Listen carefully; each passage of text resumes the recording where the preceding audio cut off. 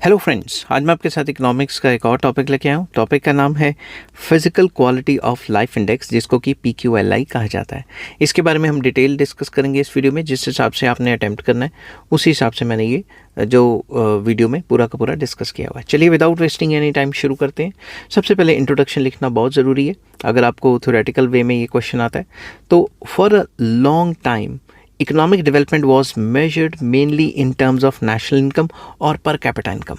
Traditional theories में देखें तो इकोनॉमिक डेवलपमेंट तभी मानी जाती थी या ग्रोथ तभी मानी जाती थी जब नेशनल इनकम या पर कैपिटा इनकम बढ़ते थे। However these indicators focus on only on income and output and fails to reflect the actual living conditions of the people।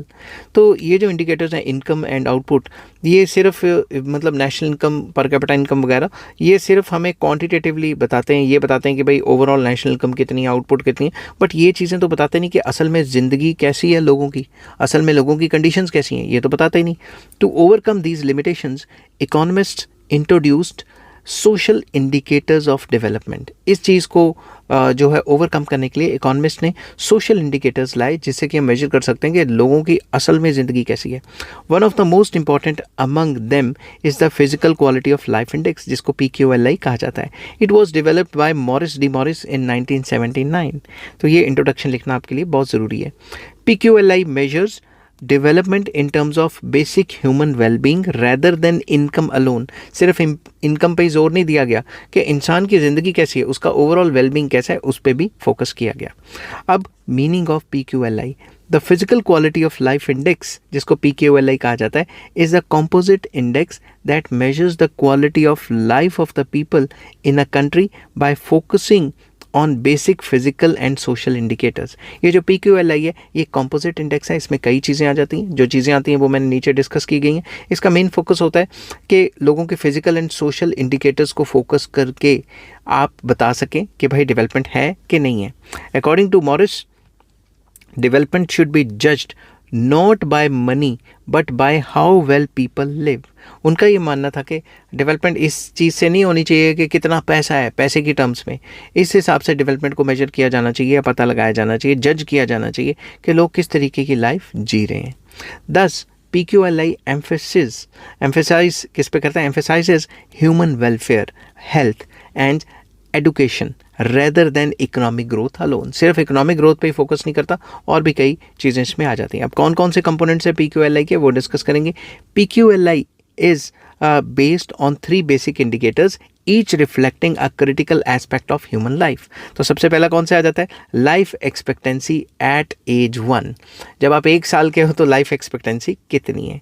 It measures the average number of years a person is expected to live after reaching the age of 1। 1 साल के बाद कितना आपकी expectation है कि आप कितना जियोगे। 1 साल उम्र होने के बाद आप कितना एक्सपेक्टेड हो, आपकी लाइफ एक्सपेक्टेंसी क्या है, ये कितनी है, ये बताती है life expectancy at the age 1। It reflects health facilities. जितनी अच्छी हेल्थ फैसिलिटीज़ होंगी उतना लंबा जियोगे। न्यूट्रिशन अच्छा होगा, ज़्यादा जियोगे। सैनिटेशन मतलब साफ़ सुथरे माहौल में रह रहे हो तो ज़्यादा जियोगे। Infant mortality is excluded to avoid distortion. इस पॉइंट के अंदर इन्फेंट मोर्टेलिटी इंक्लूड नहीं की गई, उसके लिए नेक्स्ट पॉइंट आ जाता है। ठीक है, तो नेक्स्ट पॉइंट आ जाता है infant mortality rate. Very important. It refers to the number of infant deaths per 1000 live births, कि पर 1000 बच्चे पैदा होते हुए कितने मर जाते हैं। जितना ज़्यादा इन्फेंट मोर्टेलिटी रेट होगा, जितना ज़्यादा बच्चे मर जाएंगे, उतना डेवलपमेंट कम होगी, और जितने कम बच्चे पैदा होते मरेंगे उतनी ज़्यादा डेवलपमेंट होगी। It indicates quality of health care. ये हमें बताती है कि हेल्थ केयर कैसी है, मैटरनल हेल्थ कैसी है, और पब्लिक हेल्थ सर्विसेज कैसी हैं। Lower infant mortality rate means higher quality of life. तो जितने कम बच्चे मरेंगे पर 1000 पैदा होते, उतना क्वालिटी ऑफ लाइफ अच्छी है। नेक्स्ट आ जाता है हमारा literacy rate. Very important. It refers to the percentage of literate population, कि आपकी टोटल पॉपुलेशन में कितने % जो बंदे हैं वो पढ़े लिखे हैं। It reflects the education development, awareness and human capital formation. ये हमें दिखाता है कि लोग किस तरीके से जो हैं अवेयर हैं, कितनी स्किल्स हैं उनमें, और किस हिसाब से जो है एजुकेशन उन्होंने अटेन या अचीव की हुई है। उसके बाद higher literacy means better standard of living. ऐसा ज़्यादातर देखा गया है कि जितना बंदा पढ़ा लिखा होता है उसी हिसाब से उसको नौकरी मिल जाती है, उसी हिसाब से उसको तनख्वाह मिलेगी और उतना ही उसका स्टैंडर्ड ऑफ लिविंग अच्छा होगा। अब आ जाता है कंस्ट्रक्शन ऑफ PQLI। PQLI को किस तरीके से हम कंस्ट्रक्ट करते हैं। Each of the 3 indicators is scaled from 0 to 100। हर एक इंडिकेटर को 0 से 100 तक हम जो है स्केल करेंगे। Minimum and maximum value are fixed for each indicator. हर एक इंडिकेटर के लिए एक मिनिमम वैल्यू होगी, एक मैक्सिमम वैल्यू होगी। Actual country values are converted into index values. ये जितनी भी वैल्यूज़ हैं कंट्री की वैल्यूज़ हैं, हर एक कंट्री की जितनी जितनी वैल्यूज़ हैं उनको हम इंडेक्स वैल्यूज़ में कन्वर्ट करेंगे और फिर इसकी एवरेज निकालेंगे। The average of 3 indices is taken. For example formula क्या है इसका, PQLI इज LE क्या है, जैसा कि मैंने आपको बताया था लाइफ एक्सपेक्टेंसी, जो कि पहला पॉइंट था ये वाला। फिर उसके बाद क्या है, इन्फेंट मोर्टेलिटी रेट, और यहाँ पे आ जाता है लिटरेसी रेट। इन तीनों को जो है प्लस करके डिवाइडेड बाय 3। क्यों, मीन निकलता था ना, मीन का फॉर्मूला क्या होता है, सिग्मा एक्स बाय एन। तो तीनों को प्लस करके divided by number of items that is 3। ये इसका फॉर्मूला बन जाता है। इफ़ PQLI इज 0 तो हम कह सकते हैं वर्स्ट क्वालिटी ऑफ लाइफ है, उस कंट्री में रहना तो भाई बेड़ा गर्क हो जाएगा हमारा। इफ़ PQLI इज 100 तो हम कहेंगे best possible quality of life है उस कंट्री में। हायर PQLI हमें बताती है कि इकोनॉमिक डेवलपमेंट हो रही है उन कंट्रीज़ में।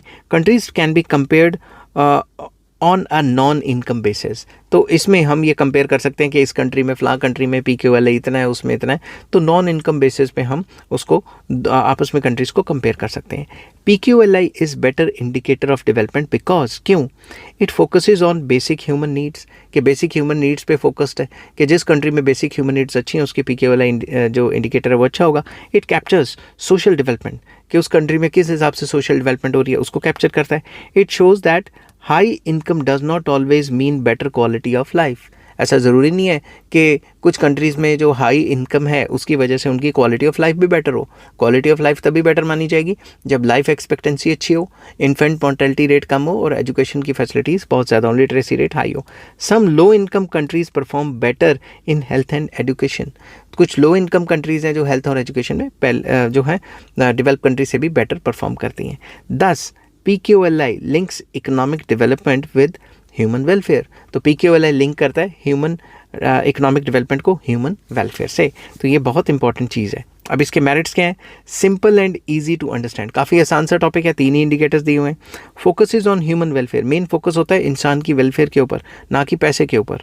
Independent of income level, income levels पे ये डिपेंड नहीं करता। यूज़फुल फॉर इंटरनेशनल कंपैरिजंस, जब हम सबको एक ही इंडिकेटर में ले आते हैं तो हम कंपैरिजन कर सकते हैं इंटरनेशनल लेवल पे कंट्रीज़ के बीच में। Highlights social development, social development के बारे में बताता है कि फ़लाँ कंट्री में कितना अच्छा एजुकेशन है या कितनी अच्छी मेडिकल फैसिलिटीज़ हैं वगैरह वगैरह। तो पॉलिसी ओरिएंटेड इंडिकेटर, कि ये एक ऐसा इंडिकेटर है जो किसी भी कंट्री में पॉलिसी चेंजेस कर सकता है। PQLI को देख के गवर्नमेंट उस हिसाब से पॉलिसीज़ बना सकती हैं कि भला हो देश का। अब इसकी डीमेरिट्स क्या हैं, जैसा कि हर एक कॉन्सेप्ट में कुछ ना कुछ खामियां तो रहती ही हैं। लिमिटेड इंडिकेटर्स, इसमें सिर्फ 3 ही वेरिएबल्स लिए हैं, और भी तो कई वेरिएबल्स हैं जो इंसान की ज़िंदगी को बेहतर बनाते हैं। इग्नोर्स इनकम एंड एम्प्लॉयमेंट, ये पूरी की पूरी थ्योरी जो है इनकम और एम्प्लॉयमेंट की बिल्कुल भी बात नहीं करती, जो कि हमें 100% तो इग्नोर नहीं करना चाहिए। Does not consider inequality explicitly, इसमें इनइक्वालिटी की बात तो बताई नहीं। इनइक्वालिटी का भी इंडिकेटर होना चाहिए कि भाई इनइक्वालिटी जितनी ज़्यादा उतनी तरक्की कम। क्वालिटी ऑफ डाटा में वेरी अक्रॉस कंट्रीज़ के बीच में क्वालिटी ऑफ डाटा में फ़र्क हो सकता है। कभी कभी सरकारें असली डाटा देती नहीं है, जिससे ये पता ही नहीं लगता कि PQLI के नंबर कितने जा रहे हैं। नेग्लेक्ट्स जेंडर इनइक्वालिटी, एजुकेशन मान लो हायर है बट बॉयज़ की परसेंटेज ज़्यादा और गर्ल्स की कम है, या फिर जो जेंडर इनइक्वालिटीज़ हैं उसको तो फोकस ही नहीं करता। No weightage difference among indicators को कितनी कितनी वेटेज देनी है, कुछ इंडिकेटर्स को ज़्यादा वेटेज देनी चाहिए, कुछ को कम देनी चाहिए। अब किस इंडिकेटर को कितनी वेटेज है ये तो पता ही नहीं। अब कंक्लूड करते हैं इस टॉपिक को। PQLI represents significant shift from income-based measures to human-centered development indicators। PQLI के आने की वजह से जो इनकम बेस्ड मेजर्स थे ग्रोथ एंड डेवलपमेंट के, उनको जो है हटा के अब ह्यूमन सेंटर्ड डेवलपमेंट इंडिकेटर्स पे फोकस किया जाता है। ऑल्दो इट हैज़ लिमिटेशंस, इसकी कुछ लिमिटेशंस है। It plays a crucial role in emphasising that true economic development lies in improving the quality of life, not merely increasing income. ये जो indicator हमें ये बताता है कि असली जो डेवलपमेंट है वो ह्यूमन जो है उसकी इम्प्रूवमेंट में है, ह्यूमन की क्वालिटी ऑफ लाइफ को इम्प्रूव करने में है, ना कि असली डेवलपमेंट पैसा कमाने में है या इनकम में या national income per capita income. PQLI laid the foundation for modern development indices like HDI and remains an important tool in the development economics।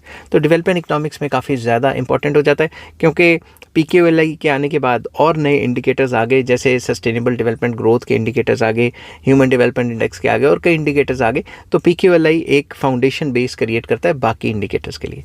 I hope ये वीडियो आपको पसंद आई होगी। अगर पसंद आती है तो please like share and subscribe. Take care, bye bye.